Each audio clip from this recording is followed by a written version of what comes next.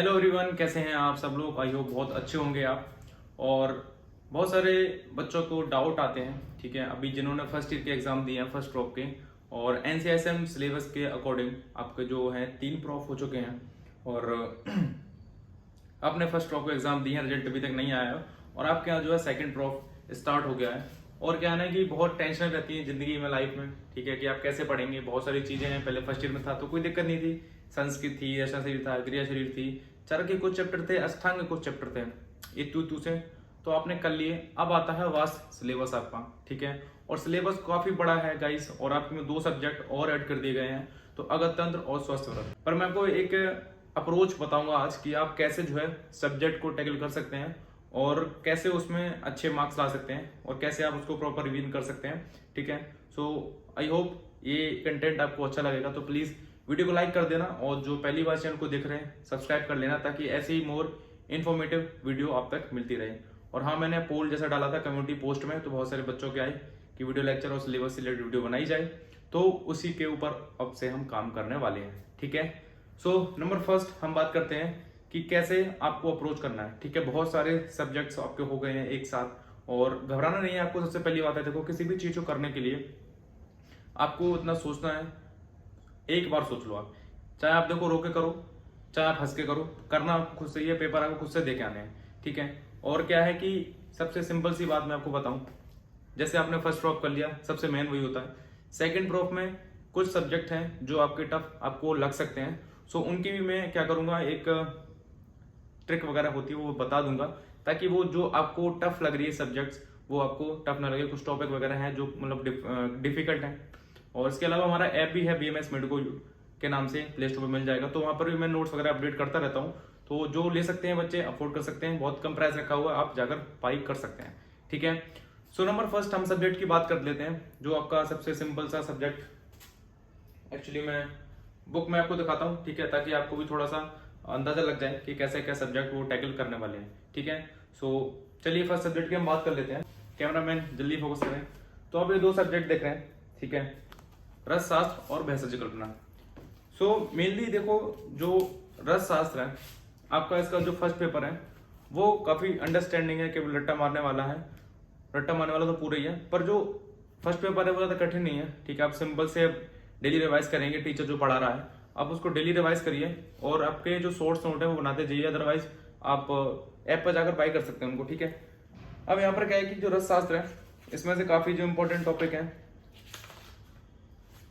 वो आपके second paper में है। और सेकंड पेपर में क्या है कि जो उपधातु हैं, धातुएं हैं, ठीक है, रत्न वगैरह हैं, तो उनको ऐसे फ्लो चार्ट में आपको याद रखनी है चीजें। और इसके अलावा देखो, इसमें 2 3 4 चीजें और दी गई हैं। और हाँ, फर्स्ट पेपर में जो आपका पारद का चैप्टर है वो काफी इंपॉर्टेंट है, वहां से क्वेश्चन आ जाते हैं। सो मैं जब वीडियो वगैरह बनाऊंगा तो आपको वो भी पढ़ा दूंगा। और सबसे देखो अच्छी मेरे को यार भेषज कल्पना लगती है, सही बताऊं तो बड़ा अच्छा लगता है। इसमें बहुत सारी चीजें हैं, बहुत सारे आपके योग दिए गए हैं जहाँ आप घर से खुद पे बना सकते हैं। और आपको सेकंड चैप्टर इसमें है मान के नाम से, बहुत डिफिकल्ट लगेगा, पर आपको पूरा नहीं पढ़ना है। अगर आपके टीचर वगैरह कुछ फ्लो चार्ट बताते हैं या फिर मैं आपको बता दूंगा, तो उतना ही उतना पढ़ना है आपको, ताकि वो चीज आपकी क्लियर हो जाए, ठीक है।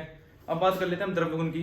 सो और गाइस, मैंने आपकी जो भी बुक्स हैं अच्छी कौन कौन सी हैं आपके BMS सेकंड प्रॉफ के लिए, मैंने वीडियो डिस्क्रिप्शन में डाल दूंगा, आई बटन में लगा दूंगा, ताकि आप उनको देख लो। और जो बच्चे खरीदना चाहते हैं, डिस्क्रिप्शन में लिंक दिया गया है सबका, आप बाई कर सकते हैं। तो द्रव्य गुण में क्या है, देखो पूरा प्लांट है, ठीक है। फर्स्ट पेपर इजी है आपका, जैसे टॉपिक आपके अपने पदार्थ विज्ञान वगैरह में पढ़े वही है सब कुछ। और खास तौर से जो आपकी चरक संहिता है वो भी आपके द्रव्य गुण फर्स्ट के पेपर में आने वाली है। तो जो बच्चे चरक संहिता को अच्छे से पढ़ेंगे वो आराम से द्रव्य गुण फर्स्ट में अच्छे मार्क्स ला सकते हैं, ठीक है। बाकी सेकंड पेपर पूरा प्लांट के ऊपर बेस्ड है, तो प्लांट में भी आपको पूरी चीजें याद नहीं करनी है, बस उनका जो कंटेंट है वो मेन हाईलाइट करना है। बाकी मैं आपको बता दूंगा एक स्पेसिफिक वीडियो बनाकर के कैसे आपको स्टडी करनी है। बाकी भी एक ओवरव्यू दे रहा हूँ, ठीक है, जिससे कि आपको एक अंदाजा लग जाए कि मैं चीजों को कैसे अप्रोच करना है। अब वही बात करते हैं रोग विज्ञान के बारे में।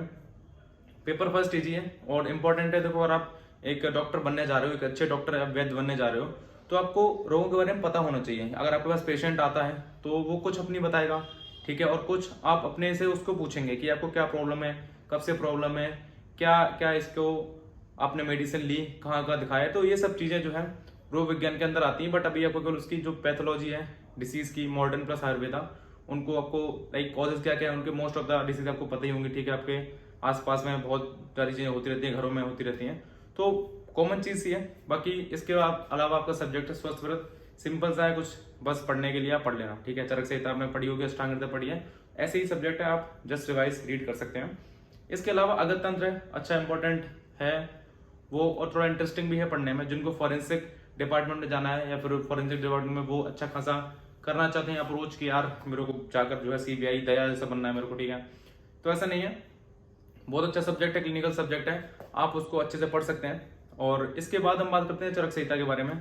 तो देखो चरक संहिता आपकी बहुत ज़्यादा इंपॉर्टेंट है, चाहे वो PG के हिसाब से हो या फिर UG के हिसाब से, आपको वो पढ़नी ही है। और बहुत सारे बच्चों कमेंट आते हैं कि कैसे पढ़ें कैसे पढ़ें कैसे पढ़ें।